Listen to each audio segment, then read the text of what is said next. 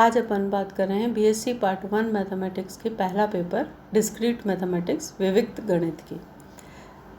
हमारा टॉपिक आज का है आइसोमॉर्फिज्म ऑफ ग्राफ्स, ग्राफों की तुल्यकारिता। सबसे पहले अपन बात करें कि आइसोमॉर्फिज्म होता क्या है। ग्राफ्स में आइसोमॉर्फिज्म को कैसे डिफाइन कर सकते हैं, तो उसके लिए हमने मान लिए दो ग्राफ्स लें, G V comma E and G dash V dash comma E dash. अब ये दो ग्राफ्स जी और जी डैश आइसोमॉर्फिक या तुल्यकारी कब कहलाते हैं?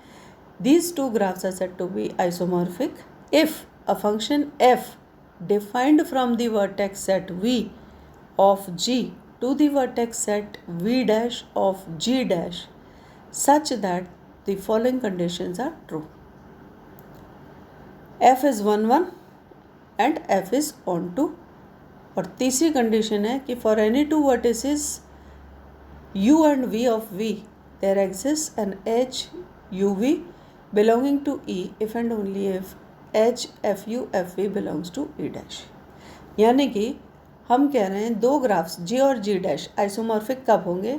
If we can define a function f कहाँ से कहाँ पर, अगर हम एक फंक्शन f डिफाइन कर सकते हैं कहाँ से, g का वर्टेक्स सेट यानी कि v से g डैश के वर्टेक्स सेट v डैश पर। और कंडीशन आपके फंक्शन की क्या है कि एक ऐसा फंक्शन f हमने v से v डैश पे डिफाइन किया जो कि 1 1 है, f 1 1 है यानी कि एक एक ही है, f ऑन 2 है, आच्छादक है।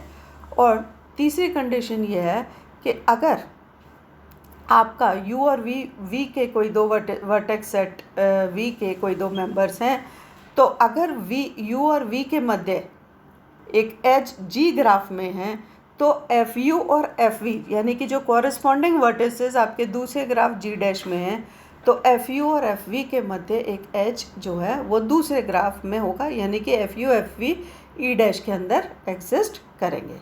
यानी if two vertices uv are adjacent belonging to g are adjacent in g, यानी कि u और v के दो वर्टिसेस उस ग्राफ g में एडजेसेंट या आसन शीर्ष हैं, तो fu और fv ये एडजेसेंट वर्टिसेस आपके या आसन शीर्ष होंगे g डैश के।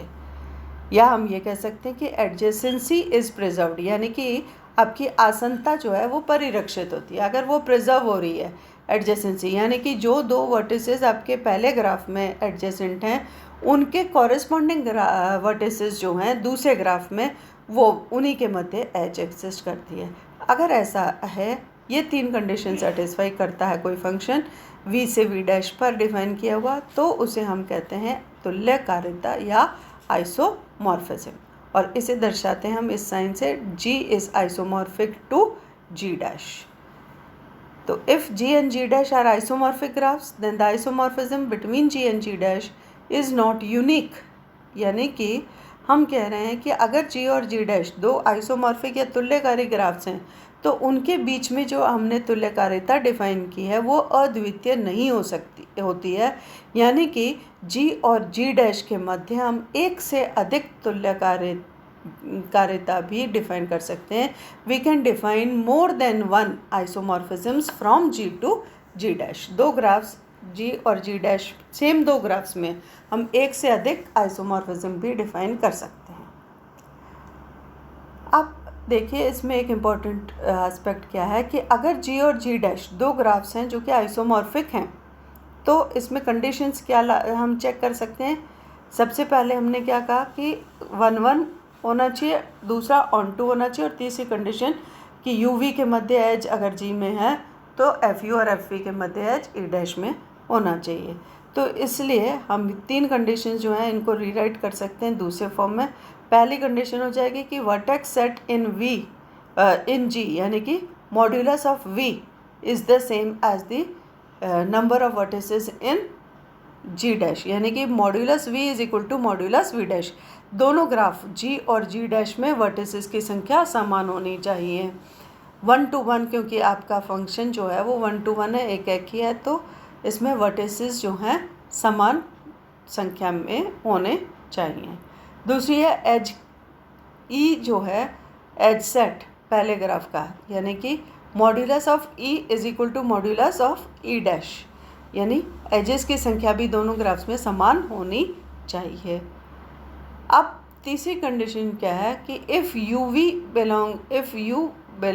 Belongs to V then the degree of the vertex v in g is the same as the degree of F V in g dash. यानी कि अगर कोई वर्टेक्स हम ले रहे हैं, पहले कोई भी वर्टेक्स ले रहे हैं v, तो उसकी जो डिग्री है g के अंदर वो डिग्री सेम होगी उसका जो कॉरस्पॉन्डिंग वर्टेक्स है g डैश में।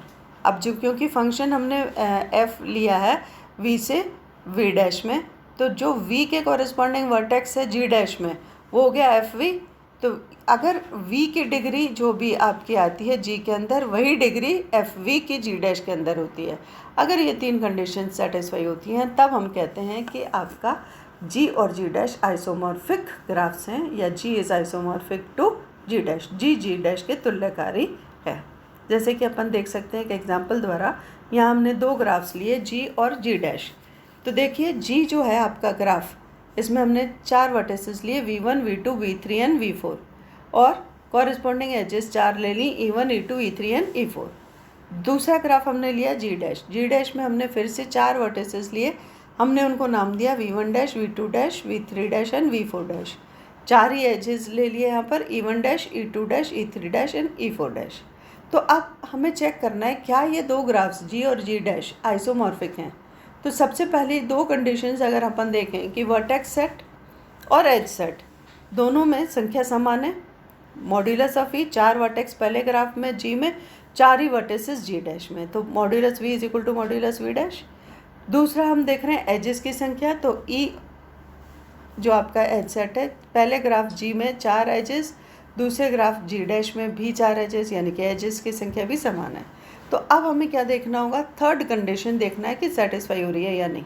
तो उसमें हमारा डिग्री हम वर्टिसेस की चेक कर रहे हैं कि degree of v in g is the same as degree of F V in g dash. तो इसके लिए हमें क्या करना होगा, हर वर्टेक्स g जो के अंदर है उसके लिए कॉरस्पॉन्डिंग वर्टेक्स ढूंढना पड़ेगा g डैश में, तो फिर हम उनकी डिग्रीज़ को चेक करेंगे। तो हम आसानी से देख सकते हैं यहाँ पर कि अपना v1 जो वर्टेक्स है g ग्राफ में, अब v1 के कॉरस्पॉन्डिंग यहाँ पर कौन सा वर्टेक्स है, तो कैसे ढूंढ सकते हैं हम।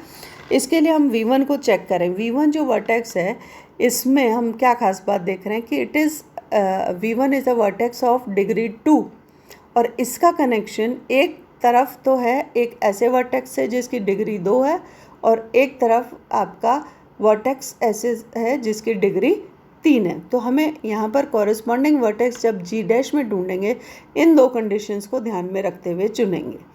तो v1 जो है, यानी कि हम जो इसका कॉरस्पॉन्डिंग वर्टेक्स देखेंगे वो 2 डिग्री का होना चाहिए। तो g डैश ग्राफ में 2 डिग्री के वर्टिसेस आपके कौन कौन से हैं, v2 dash and v4 dash. अब इसमें से हम कौन सा लें, तो उसके लिए हमें चेक करना है कंडीशन जो दूसरी थी कि v1 जो था वो कौन से 2 वर्टिसेस से कनेक्टेड है, एक ऐसा जिसकी डिग्री 2 है, एक ऐसा जिसकी डिग्री 3 है। तो आप v2 डैश लें कि v4 डैश लें, तो v2 डैश को चेक करें हम। v2 डैश एक तरफ है कनेक्टेड टू v4 डैश जिसकी डिग्री 2 है, v2 डैश कनेक्टेड है v3 डैश से जिसकी डिग्री 3 है। तो यानी कि ये वर्टेक्स जो है ये कॉरस्पॉन्डिंग वर्टेक्स हो सकता है v1 का। अब इसके अलावा भी कोई वर्टेक्स कॉमन हो सकता है, तो उसके लिए भी हम चेक करें कि v4 डैश पे भी ऑप्शन देखें, तो v4 dash v2 dash 2 degree के वर्टेक्स से कनेक्टेड है एक तरफ, दूसरा v4 डैश v3 डैश से कनेक्टेड है, ये 3 डिग्री का वर्टेक्स, यानी कि v4 डैश भी कंडीशन को संतुष्ट कर रहा है। तो यहाँ पर हमारे पास चॉइस है, हम v1 का कॉरस्पॉन्डिंग वर्टेक्स v2 डैश को भी ले सकते हैं और v4 डैश को भी ले सकते हैं। यहाँ पर हम वर्टेक्स जो कॉरस्पॉन्डिंग ले रहे हैं वो v2 डैश ले रहे हैं। तो v2 डैश के लिए हमने चेक कर लिया, दोनों की डिग्री समान है, दोनों की डिग्री 2 है। अब नेक्स्ट वर्टेक्स लें v2 के कॉरस्पॉन्डिंग वर्टेक्स कौन सा है, v2 is the vertex with degree 3 in g। तो g डैश में भी हमें 3 डिग्री का वर्टेक्स देखना है, तो वो v3 डैश ही है, और बाकी कंडीशंस चेक कर लो कि ये कनेक्ट हो रहा है एक ऐसे वर्टेक्स से g में जिसकी डिग्री 2 है दोनों तरफ, दूसरा भी है जिसकी डिग्री 2 है। तो यहाँ पर आप देख लें v3 डैश जो है यहाँ पर कनेक्टेड है एक तरफ v2 डैश से जिसकी डिग्री 2 है, दूसरी तरफ कनेक्टेड है v4 डैश से, और तीसरा एक है जिसकी डिग्री 1 है। V2 is connected to V3 G में जिसकी डिग्री 1 है। यहाँ पर V3 dash is connected to V1 dash which is of degree 1। तो यहाँ पर V3 डैश जो है वो कॉरेस्पॉन्डिंग वर्टेक्स हो गया V2 के, दोनों की डिग्री समान 3 है। इसी तरह से हम V3 के कॉरेस्पॉन्डिंग वर्टेक्स हम देख रहे हैं कि V1 डैश है, क्योंकि दोनों पेंडेंट वर्टिसेस एक ही पेंडेंट वर्टिसेस हैं, तो वो अपने आप में हम आसानी से कह सकते हैं कि दोनों कॉरेस्पॉन्डिंग हो गए। एंड फिर बचा आपका V4 और V4 डैश, तो V4 is corresponding to V4 dash. तो इस तरह से हम देख सकते हैं कि कॉरेस्पॉन्डिंग वर्टिसेस की डिग्री भी समान है, तो इसलिए हम कंक्लूड कर सकते हैं आसानी से कि G और G डैश जो हैं वो तुल्यकारी या आइसोमॉर्फिक ग्राफ्स हैं। अब अपन बात करेंगे सब ग्राफ्स या उपग्राफ की। तो सब ग्राफ्स या उपग्राफ कैसे हम डिफाइन कर सकते हैं? इसके लिए हम मान लेते हैं कि H कोई ग्राफ है, तो ये ग्राफ H सब ग्राफ कहलाता है किसी दिए हुए ग्राफ G का यदि H के सभी वर्टिसेस और सभी एजेस G के अंदर प्रेजेंट हों। If every vertex and every edge in G are present in G and the end vertices of every edge in H are the same as those in G।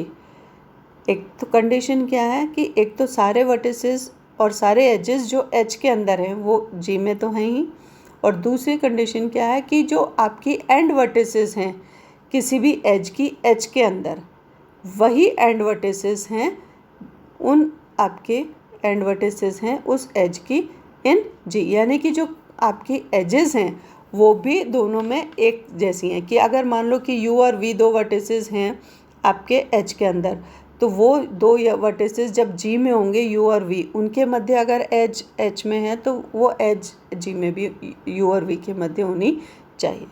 तो इसलिए अगर हम ये कह सकते हैं कि H will be a subgraph of a graph G कब? If H is contained in G, H contained in G जैसे हम सेट्स में दिखाते हैं वही सिंबल यहाँ पर भी चलेगा। And is red edge H is contained in G and H is a subgroup of G, यानी कि एजेस और वर्टिसेस सेम भी हैं और सेम एजेस हैं। सेम एजेस से मतलब है कि same two vertices are connected in H and same edge in G।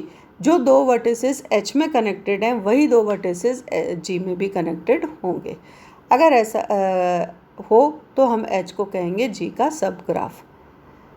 यहाँ पर देखने की बात है इम्पोर्टेंट कि हर ग्राफ अपने आप का सब ग्राफ होगा। Every graph is a subgraph of itself, क्योंकि अगर आइडेंटिकल हो गए ग्राफ अपने आप का सब ग्राफ, जैसे every set is a subset of itself, वही चीज़ यहाँ पर भी है कि every graph is a subgraph of itself.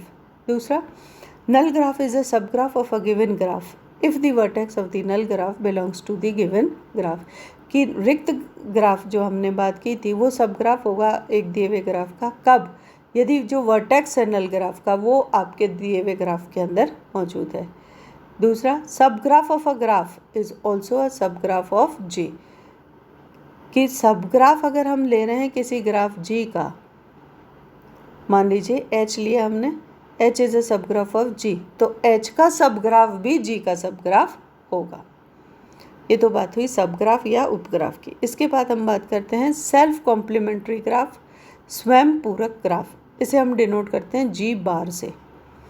तो simple graph G V, E is said to be self complementary if G is isomorphic to its complementary graph G बार। यानी कि अगर G और G बार दोनों आइसोमॉर्फिक हैं तो हम उन्हें G को कहेंगे सेल्फ कॉम्प्लीमेंट्री ग्राफ। जैसे एग्जांपल के लिए हम देख सकते हैं कि ये दो ग्राफ्स लिए हमने G और G बार, V1 V2 V3 V4 V5, ये आपका एक ग्राफ है G। दूसरा G बार इसका कॉम्प्लीमेंट जो है वो क्या हो जाएगा, उससे हमने उसमें ले लिया V1 V2 V3 V4 V5।